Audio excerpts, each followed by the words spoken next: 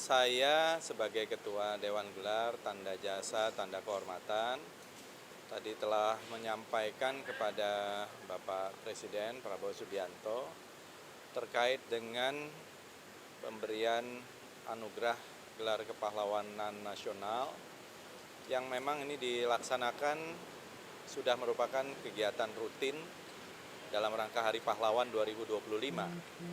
Jadi proses dari pengusulan pahlawan nasional ini adalah proses dari bawah, dari masyarakat, dari kabupaten kota, kemudian di sana ada tim peneliti yang terdiri dari para pakar dari berbagai latar belakang. Setelah dari kabupaten kota ke provinsi, di sana ada juga tim peneliti, akademisi dan juga sejumlah tokoh yang menilai TP2GD ya. Kemudian setelah itu kepada TP2GP di Kementerian Sosial dan Dewan Gelar GTK Tanda Jasa Tanda Kehormatan ya telah menerima ini dari Kementerian Sosial yang juga merupakan hasil kajian dari TP2GP. Ada 40 nama calon pahlawan nasional yang dianggap telah memenuhi syarat dan ada 9 nama yang merupakan bawaan carry over dari yang sebelumnya. Jadi totalnya ada 49 nama. Nah, tentu dari kami dari tim GTK ini telah melakukan juga kajian, penelitian, rapat, ya, sidang terkait hal ini. Jadi telah diseleksi tentu berdasarkan kalau semuanya memenuhi syarat, ya. Jadi tidak ada yang tidak memenuhi syarat. Semua yang telah disampaikan yang memenuhi syarat. Perjuangannya semua jelas, latar belakangnya, riwayat hidupnya, dan sudah diuji secara akademik,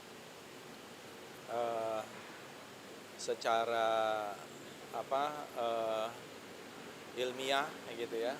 Riwayat perjuangannya ini telah diteliti dengan seksama melalui beberapa layer, beberapa tahap, dan sekarang tentu karena kita juga mendekati Hari Pahlawan, kita telah menyampaikan ada 24 nama dari 49 itu yang menurut Dewan GTK yang memerlukan telah diseleksi mungkin bisa menjadi prioritas. Nanti kita akan melihat ya perkembangan ya tadi telah saya sampaikan termasuk juga riwayat hidup dari calon pahlawan nasional. Ya mereka ini sebenarnya sudah pahlawan nasional tapi tentu kita menyeleksi berdasarkan pertimbangan-pertimbangan termasuk gender, provinsi dan lain-lain. Saya kira itu. Ya nanti kita lihat lah ya. Untuk nama-nama itu memang semuanya seperti saya bilang itu memenuhi syarat. Ya, termasuk nama Presiden Soeharto itu sudah 2-3 kali bahkan diusulkan. Ya, dan juga beberapa nama lain, ada yang dari 2011, ada yang dari 2015, semuanya yang sudah memenuhi syarat.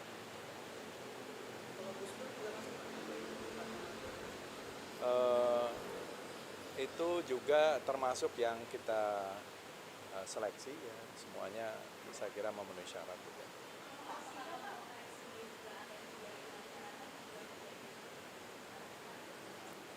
Ya, ini kan juga yang datang juga dari masyarakat juga ya. Tadi seperti yang saya ceritakan, prosesnya ini benar-benar dari bawah gitu. Dari masyarakat, dari kabupaten kota, dari provinsi, kemudian melalui berbagai kajian, melalui seminar, ada publikasi, buku, dan lain-lain. Jadi kalau mengenai hal itu saya kira tidak ada masalah.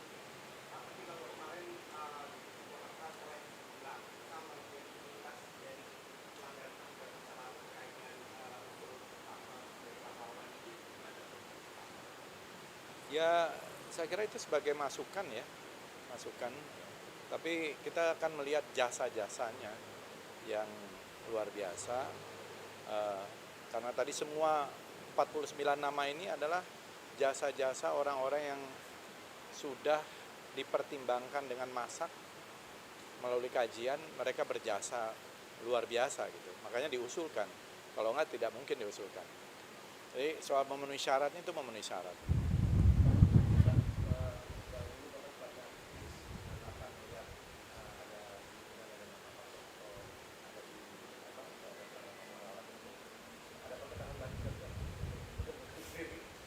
Oh, kalau saya nggak ada.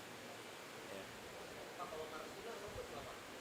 Ya itu kan termasuk yang diusulkan juga ya, diusulkan oleh tokoh-tokoh buruh ya, dan banyak juga organisasi buruh yang mendukung itu, dan juga diusulkan dari pemerintah tadi, kabupaten kota, dari provinsi.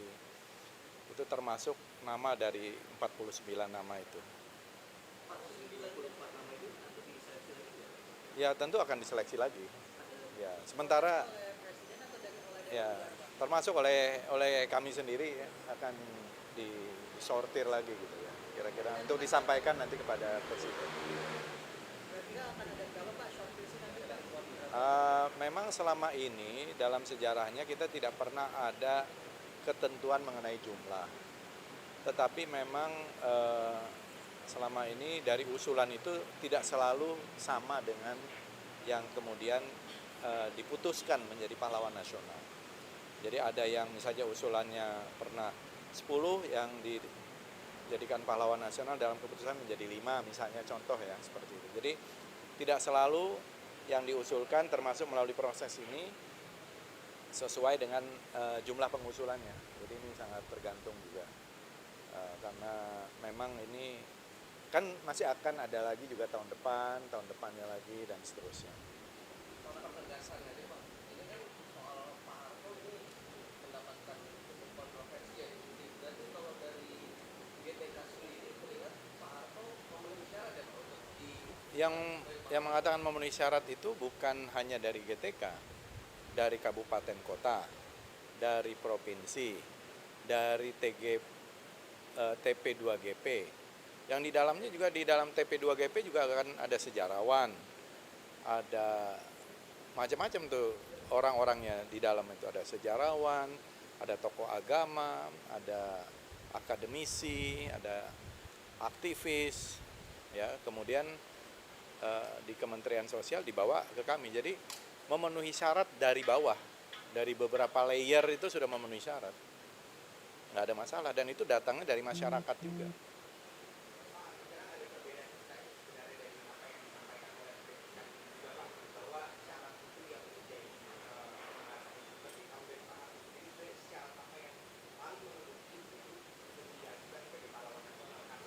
Kalau dalam pengusulan saya kira banyak ya.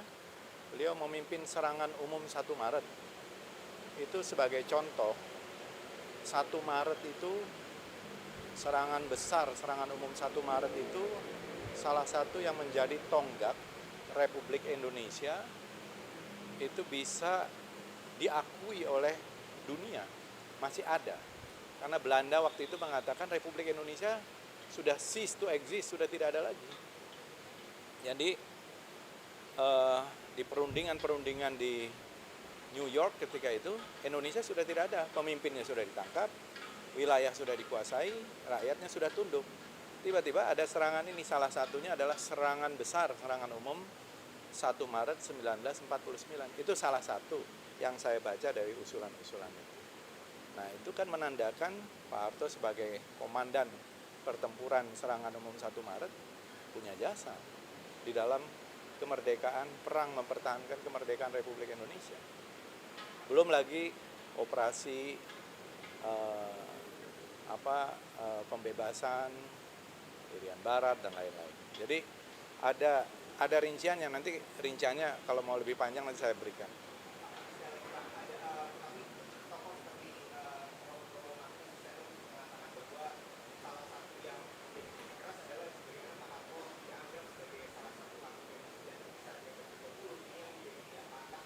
Nggak pernah ada buktinya kan?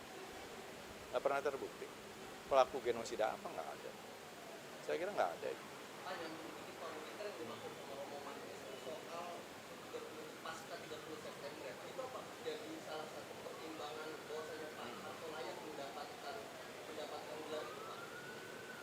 Ya apa faktanya apa? Ada yang berani menyatakan fakta? Mana buktinya? Kan kita bicara sejarah dan fakta dan data gitu. Ada nggak? Nggak ada kan? Saya kira itu. Dan Pak Prabowo juga tadi, Pak Presiden menyampaikan bahwa perlu istana-istana, keraton-keraton, kerajaan-kerajaan, saya sebagai Menteri Kebudayaan untuk memperhatikan, untuk ikut memperbaiki, merenovasi, merevitalisasi. Ini pelan-pelan sedang kita laksanakan. Jadi beliau sangat peduli bahwa ini adalah warisan budaya yang penting, cagar-cagar budaya yang penting. Jadi tadi juga menyampaikan pesan tersebut.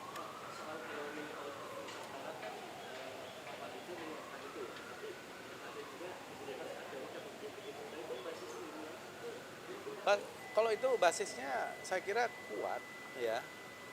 Bahkan sudah ada yang membuat teori out of Asia. Selama ini kan selalu dikatakan teorinya itu manusia itu dari Afrika. Semua manusia katanya dari Afrika. Teori ini sudah di-challenge dengan hipotesa juga multi-region migration gitu ya. Jadi tidak selalu bisa juga dari Asia ke Afrika, ke Eropa dan sebaliknya. Jadi saya mengatakan out of Nusantara itu karena banyak sekali temuan-temuan dari sini. Itu pun ya subjek untuk diteliti kembali. Lukisan-lukisan purba kita umurnya 51.200 tahun. Dan temuannya banyak. Di Maros Pangkep ada 700-an lukisan-lukisan purba yang umurnya paling tua 51.200 tahun. Di Gua Sangkurilang di Kalimantan Timur itu ada 58 gua dan ada 2.500 panel. Ya, kemudian di Gua Lidah Air yang diperkirakan 60.000 tahun, Gua Harimau 22.000 tahun. Jadi kita ini dan juga banyak gambar-gambar perahu. Jadi nenek moyang kita mungkin bermigrasi dengan menggunakan perahu. Nah, itu eranya Homo sapiens, eranya Homo erectus ya kita tidak tahu itu. Temuannya paling banyak 60% ada di sini juga. Jadi saya mengemukakan itu supaya kita tidak terpaku kepada sebuah teori yang mapan, out of Africa, bisa juga out of Nusantara. Dan sudah mulai banyak yang melirik teori baru ini. Ya saya memang mengatakan out of Nusantara dan ya itu bisa diperdebatkan secara ilmiah.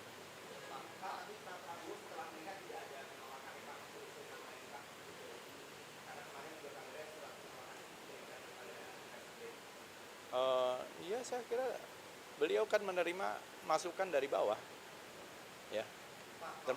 Apalagi? Pak Harto itu kan dari layer paling bawah sudah memenuhi syarat. Kalau Marsina sendiri berdasarkan data dengan track record Marsina itu memenuhi syarat juga nggak Pak? Memenuhi syarat? Marsina juga memenuhi syarat? Iya. Kan perjuangan buruh, perjuangan menginspirasi juga ya. Yang saya kira soal perjuangan untuk kesejahteraan buruh, hak-hak buruh dan lain-lain. Penulisan sejarah sudah selesai dari bulan Agustus, sekarang dalam proses editing. Mudah-mudahan nanti bulan depan saya kira, ini saya sendiri sampai hari ini belum lihat. Karena yang menulis ini adalah para sejarawan, 34 perguruan tinggi yang terlibat. Ya. Jadi di Kementerian Kebudayaan itu baru didirikan kembali Direktorat Sejarah. Tadinya Direktorat Sejarah ini sudah almarhum. Ya, kita hidupkan kembali karena katanya sejarah ini penting. Katanya gitu loh. Nah, kalau ada Direktorat Sejarah, berarti ya harus menulis sejarah dong. Kalau nggak untuk apa ada Direktorat Sejarah? Nah, maka kita buatlah sejarah buku ini. Nanti mungkin tahun depan kita akan buat sejarah kemerdekaan, perang kemerdekaan, sejarah Majapahit, sejarah Pajajaran, sejarah Sriwijaya gitu-gitu ya. Jadi ini belum selesai dan saya juga belum lihat karena ada proses editing, editor jilid, editor umum, proofread, bahasa dan lain-lain. Mudah-mudahan. Terima kasih ya teman-teman. Terima kasih.